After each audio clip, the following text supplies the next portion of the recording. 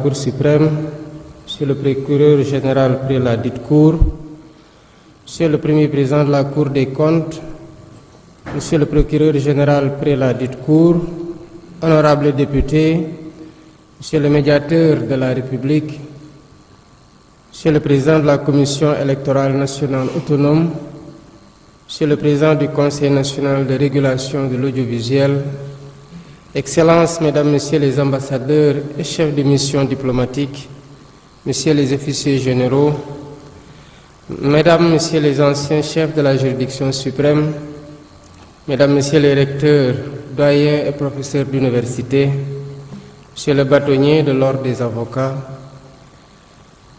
Mesdames, Messieurs les magistrats, Mesdames, Messieurs les avocats, Mesdames, Messieurs les présidents des ordres professionnels, Mesdames, Messieurs les administrateurs des greffes et greffiers, Mesdames, Messieurs les autorités administratives et territoriales, autorités religieuses et coutumières, Mesdames, Messieurs, en vos rangs, grades et qualités, honorables invités.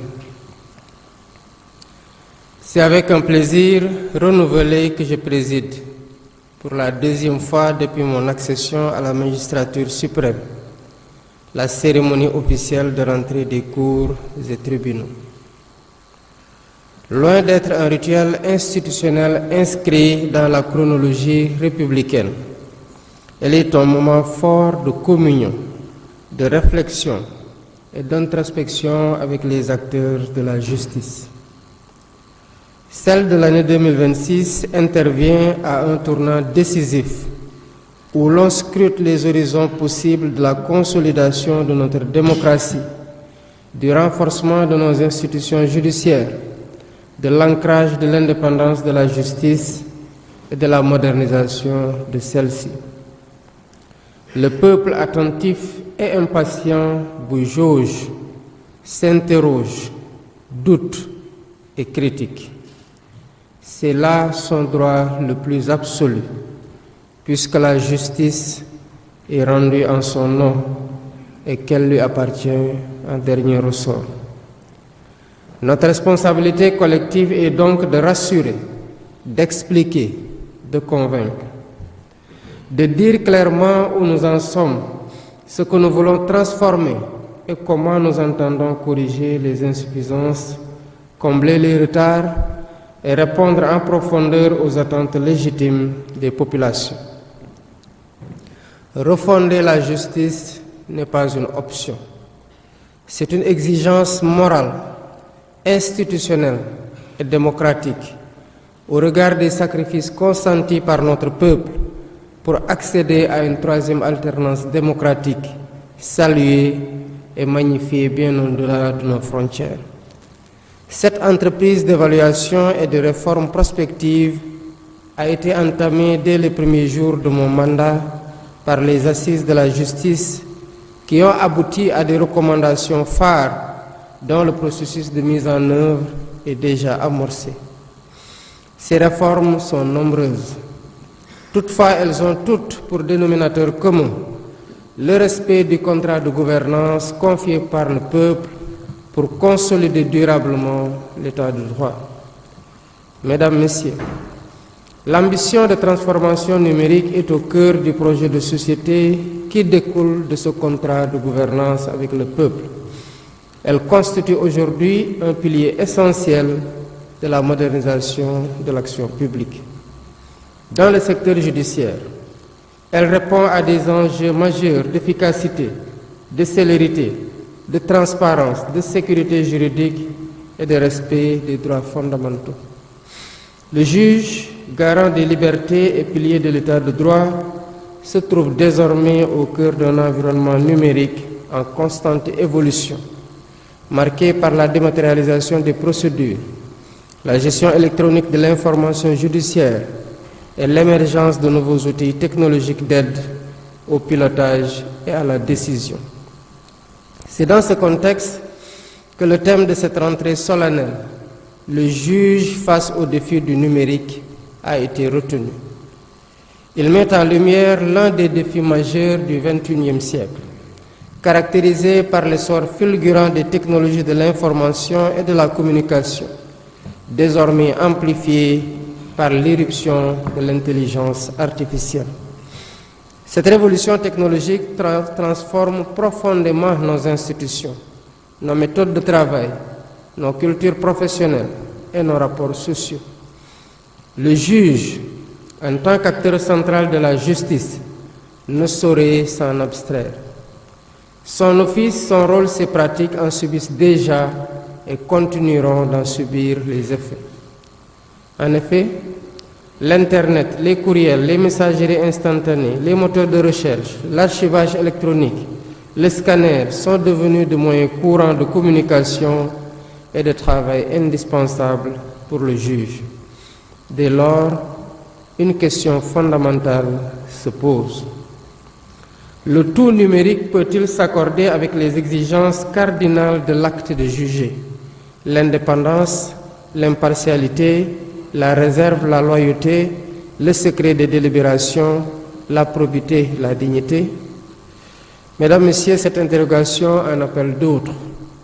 Le numérique garantit-il suffisamment l'indépendance du juge face aux risques de manipulation, de cyberattaques, d'espionnage, de piratage, d'infection par des virus ou de fraude numérique? En outre, le récit d'un défaut de maîtrise quant à la traçabilité des infractions commises à travers le net pose la problématique de l'efficacité de la lutte contre la cybercriminalité, laquelle exige des connaissances avérées du droit numérique et des outils numériques. La réponse à ces défis réside dans la capacité du système judiciaire à adapter les curricula de formation, à revisiter les référentiels éthiques et déontologiques, à renforcer la culture de la sécurité numérique et à s'approprier pleinement les outils technologiques. Il s'agit en définitive de bâtir une justice moderne, robuste et proactive, capable de contenir, d'anticiper et de juguler les risques inhérents aux technologies de l'information et de la communication. Mesdames, Messieurs, le juge Guissé a soutenu avec pertinence que la justice, par le biais de l'office du juge, et tout le processus décisionnel qui conduit à l'obtention de titres exécutoires peut s'approprier les outils du numérique comme support fécondant. Il ne s'agit pas pour autant, selon lui, d'en faire des succédanés du juge au point d'ériger en maxime la justice prédictive. En tout état de cause, et les différents intervenants lors de cette audience l'ont souligné, avec raison, le numérique pourra juguler durablement les sérieux défis auxquels les juges sont confrontés, à savoir la maîtrise du temps du procès pour rendre leurs décisions dans des délais raisonnables. Il est également question, après que les décisions judiciaires soient rendues, de pouvoir les conserver pour ne pas devoir rejuger à cause des défectuosités dans la conservation. À titre illustratif, le contentieux de l'état civil est chronophage et budgétivore, du fait d'un traitement non informatisé et d'un défaut d'archivage électronique entraînant des audiences foraines à répétition, des registres d'état civil détériorés ou perdus, sans occulter les fraudes et les manipulations, ce qui conduit à des procédures d'annulation ou de rectification. Sous ce rapport, le renforcement de la protection des données de l'état civil par le développement de supports numériques pourrait être une bonne panacée et fiabiliser davantage notre état civil. Mesdames, Messieurs, l'informatisation à travers les différentes chaînes judiciaires pourrait faciliter l'office du juge, sécuriser et fluidifier durablement le processus décisionnel.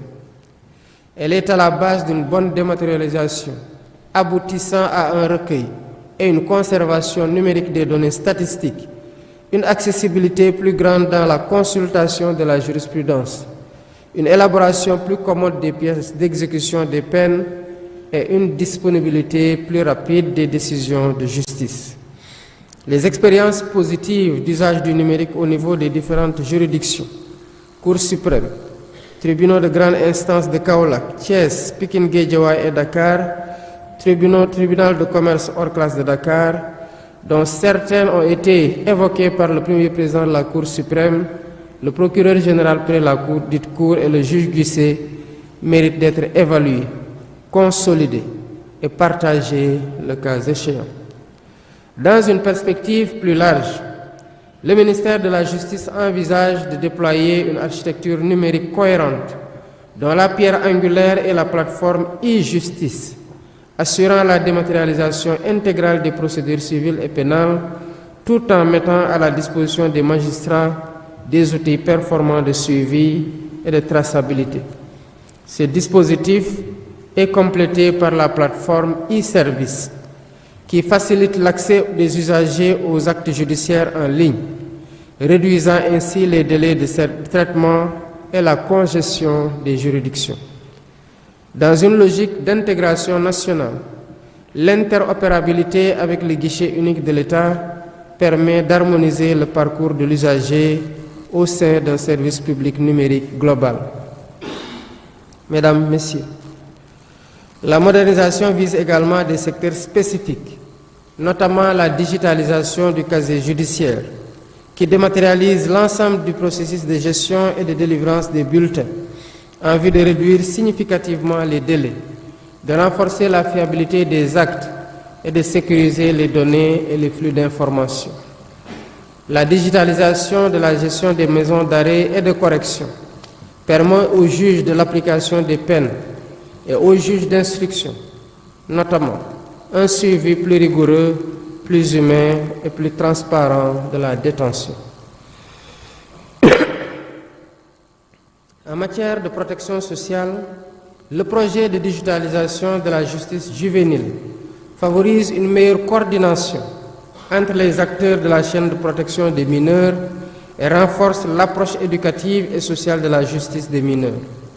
Pour prévenir les dysfonctionnements, la plateforme Juste Alerte permet de détecter les risques de perte de dossiers judiciaires et les situations de détention anormalement longues, contribuant ainsi au respect des droits fondamentaux.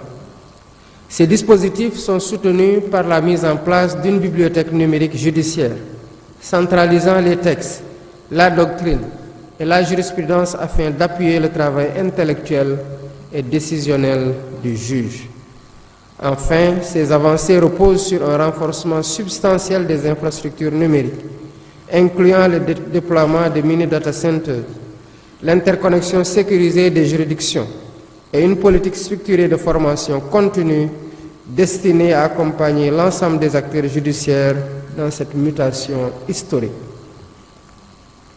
Mesdames, Messieurs, à travers l'agenda 2050, le New Deal technologique, les assises de la justice, la lettre de politique sectorielle du ministère de la Justice, je réitère mon engagement ferme de mettre en place une justice moderne et performante qui passe nécessairement par l'appropriation de tous les outils du numérique, non seulement par le juge, mais également par tous les acteurs de la justice.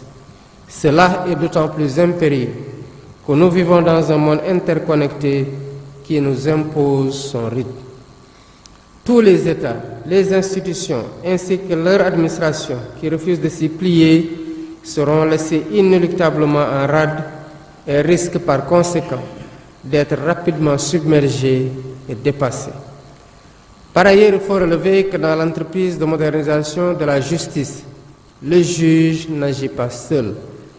Il intervient dans une chaîne de plusieurs acteurs qui lui permet de rendre son office conformément à la loi et aux attentes des usagers. Dans ce cadre, l'usage optimal du numérique est subordonné à d'autres facteurs que sont des palais de justice adaptés aux réalités du numérique, une connectivité sécurisée et continue et des machines adaptées et sécurisées. Il est donc urgent d'accélérer la mise en œuvre du schéma directeur de l'usage du numérique dans la justice pour bien prendre en compte tous ces facteurs. Sinon, de graves dangers et attaques malveillantes peuvent entraver dangereusement l'office du juge. Conscient de la place et du rôle du juge dans la stabilisation et la sécurisation de la paix sociale, de l'économie et de la préservation de nos institutions, je me suis résolument engagé en tant que président du Conseil supérieur de la magistrature et garant de l'indépendance de la justice à prendre les mesures appropriées pour que le juge puisse rendre ses décisions dans des délais raisonnables, en toute indépendance et en toute impartialité. Mesdames, Messieurs, l'usage du numérique par le juge impliquera certainement une réforme de plusieurs de nos textes pour introduire l'assignation par voie électronique, la signature électronique, les citations par voie électronique, la dématérialisation intégrale de certaines procédures pour la consultation et la délivrance de certains actes juridictionnels, les interrogatoires et les confrontations à distance et le tribunal virtuel. Au demeurant, il s'agirait là de la concrétisation d'une recommandation des assises qui préconisait l'amorce et l'accélération de la transition numérique de la justice. L'ambition de l'État est de garantir une justice numérique, souveraine, sécurisée et inclusive, dans laquelle l'innovation technologique constitue un levier d'amélioration de l'accessibilité, de l'équité et de l'efficacité du système judiciaire. En plaçant le juge au centre de cette transformation, je réaffirme que le numérique et l'intelligence artificielle ne sauraient porter atteinte à l'indépendance et à l'impartialité de la justice, mais doivent au contraire en être les garants et les protecteurs. Le numérique représente donc à la fois un défi majeur et une opportunité historique pour le juge.